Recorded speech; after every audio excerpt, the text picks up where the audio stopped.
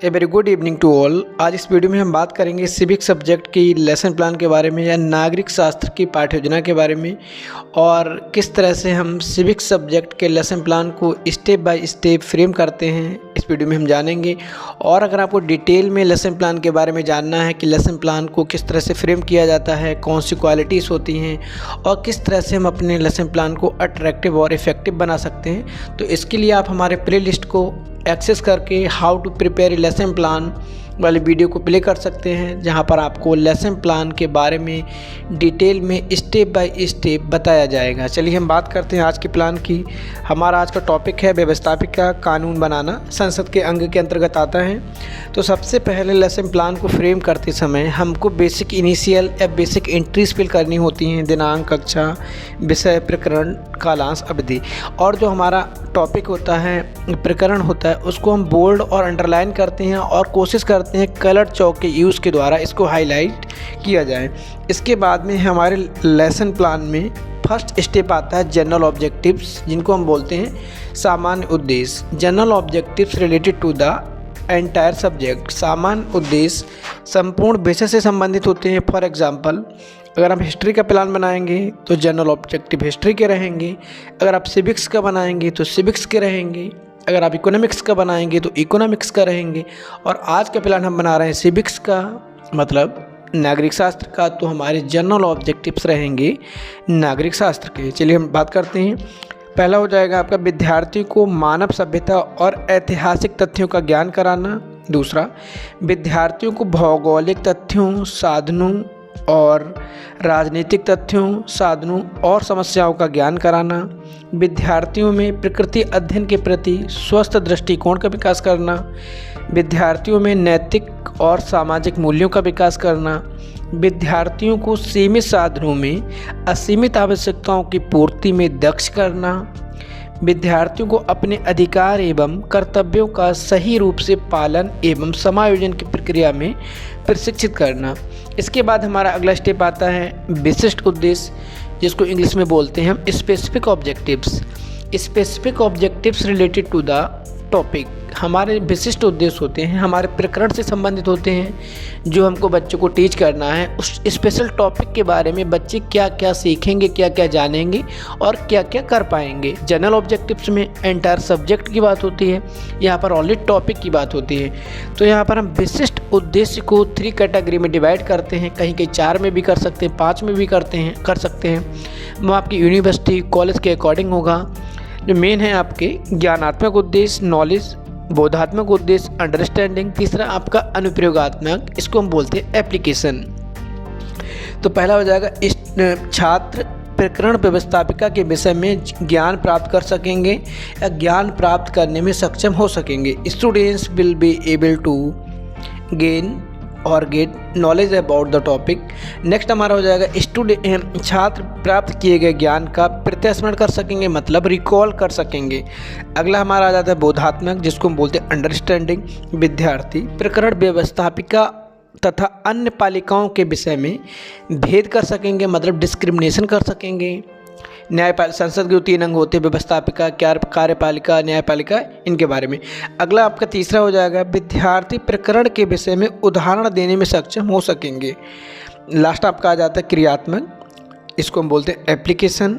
विद्यार्थी प्रकरण व्यवस्थापिका के विषय में कार्य कर सकेंगे। लास्ट है आपका विद्यार्थी प्रकरण व्यवस्थापिका के संबंध में निर्णय ले सकेंगे या निर्णय लेने में सक्षम हो सकेंगे। इसके बाद हमारा अगला स्टेप आता है सहायक सामग्री, टीचिंग लर्निंग मटेरियल या टीचिंग एड्स। यहाँ पर हम अपने लेसन प्लान, अपनी प्रेजेंटेशन को इफ़ेक्टिव और अट्रैक्टिव बनाने के लिए या बेटर अंडरस्टैंडिंग के लिए, बच्चों को अच्छे से समझ आए, वो हमारी टीचिंग में इन्वॉल्व हो, पार्टिसिपेट करें, रुचि लें, उनके लिए हम चार्ट, मॉडल, रियल ऑब्जेक्ट का प्रयोग करते हैं। जितना इफ़ेक्टिव आपके TLM होंगे उतनी इफ़ेक्टिव आपकी टीचिंग होगी, बच्चे भी इंटरेस्ट लेंगे। तो यहाँ पर हम मेंशन करते हैं जो हमारे TLM होते हैं, चार्ट, मॉडल, रियल ऑब्जेक्ट्स। इसके बाद हमारा आता है प्रीवियस नॉलेज या पूर्व ज्ञान। यहाँ पर हम बच्चे के प्रीवियस नॉलेज को मेंशन करते हैं। विद्यार्थियों को प्रकरण व्यवस्थापिका के संदर्भ में पूर्व जानकारी है या कुछ उनको प्रीवियस नॉलेज या आइडिया हैं।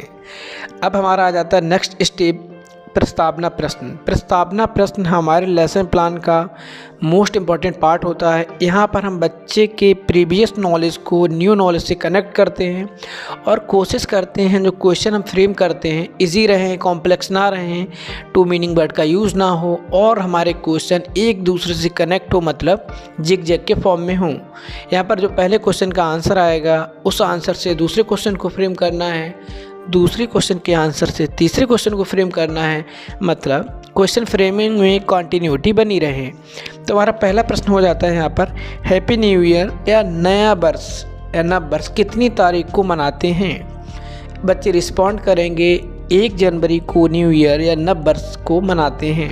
तो यहाँ पर हम बच्चे को मोटिवेट इन्फोर्समेंट भी प्रोवाइड करेंगे। जनवरी में और कौन कौन से त्यौहार एवं छुट्टियां होती हैं? लोहड़ी, मकर संक्रांति, गणतंत्र दिवस आदि। बच्चे रिस्पॉन्ड करेंगे। अब अगला क्वेश्चन हम बनाएंगे, गणतंत्र दिवस क्यों मनाया जाता है? बच्चे बताएंगे इस दिन भारत का संविधान लागू हुआ था। संविधान से क्या क्या पता चलता है या क्या क्या जानकारी मिलती है? संविधान से नियम कानून धाराएं पता चलती हैं। लास्ट प्रश्न होगा हमारा, नियम कानूनों के निर्माण के विषय में बताइए, या नियम कानूनों का निर्माण कैसे होता है?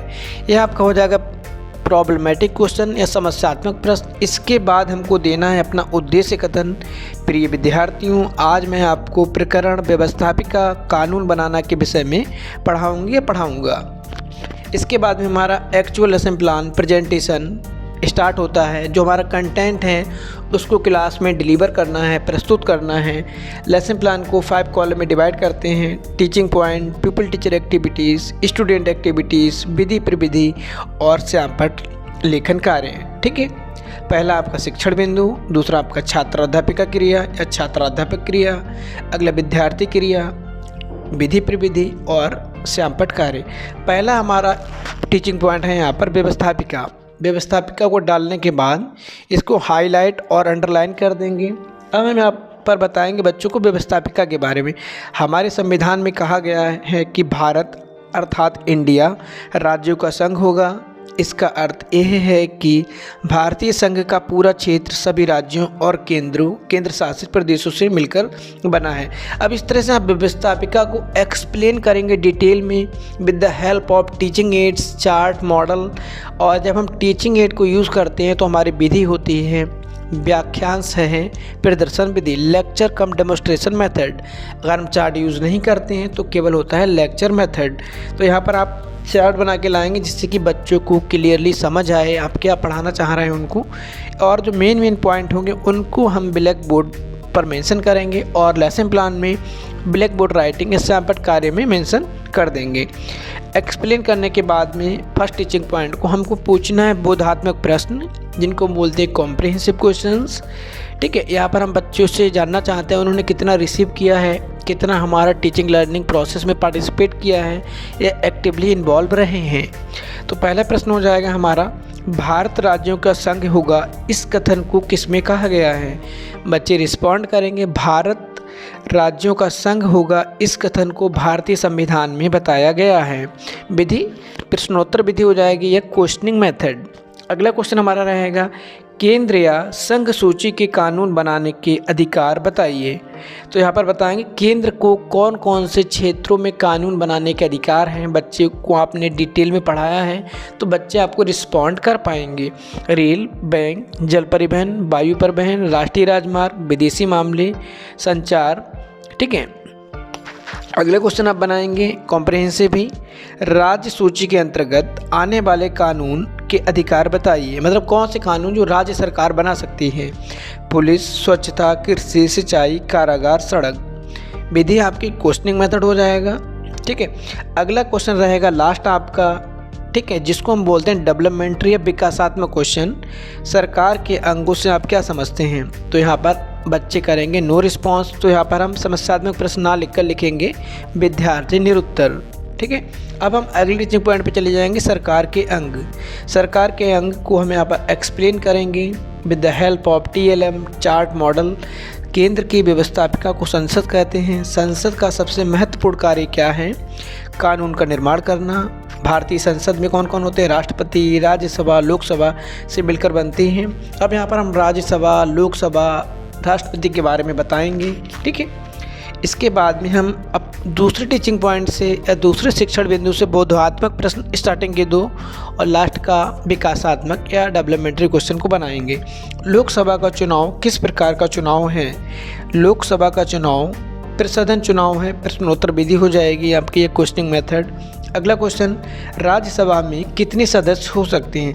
राज्यसभा में अधिकतम 250 सदस्य हो सकते हैं। लास्ट प्रश्न हमारा फिर आ जाएगा डेवलपमेंट्री या विकासात्मक, मतलब तीसरे टीचिंग पॉइंट पर जाने के लिए, कनेक्ट करने के लिए जिस क्वेश्चन को हम बनाते हैं उसको हम बोलते हैं डेवलपमेंट्री या विकासात्मक। कानून बनाने की प्रक्रिया या कानून बनने की प्रक्रिया के विषय में बताइए। विद्यार्थी निरुत्तर हो जाएंगे। अब आप अगला टीचिंग पॉइंट पढ़ाएंगे कानून बनाने की प्रक्रिया। साधारण विधेयक पहले किसी भी सदन में पेश किया जाता है, लोकसभा या राज्यसभा। आधे से अधिक सदस्यों का मत यदि विधेयक के पक्ष में होता है तो वह उस सदन से पारित हो जाता है, ठीक है। उसके बाद राष्ट्रपति के हस्ताक्षर से पहले दोनों सदनों में पारित होना जरूरी होता है। यदि समस्या हो तो सुलझाने के लिए राष्ट्रपति संयुक्त बैठक करते हैं। राष्ट्रपति के हस्ताक्षर करने के बाद कानून बन जाता है। विद्यार्थी क्या करेंगे? ध्यानपूर्वक सुनेंगे और यहाँ पर आपका मेथड हो जाएगा व्याख्यान सह प्रदर्शन विधि। लास्ट में आप बनाएंगे बोधात्मक प्रश्न। कानूनी शक्तियों का विभाजन कितनी सूचियों में किया गया है? बच्चे रिस्पॉन्ड करेंगे, हम मोटिवेट करेंगे उनको। अगला, लोकसभा में सदस्यों की अधिकतम संख्या कितनी होती है?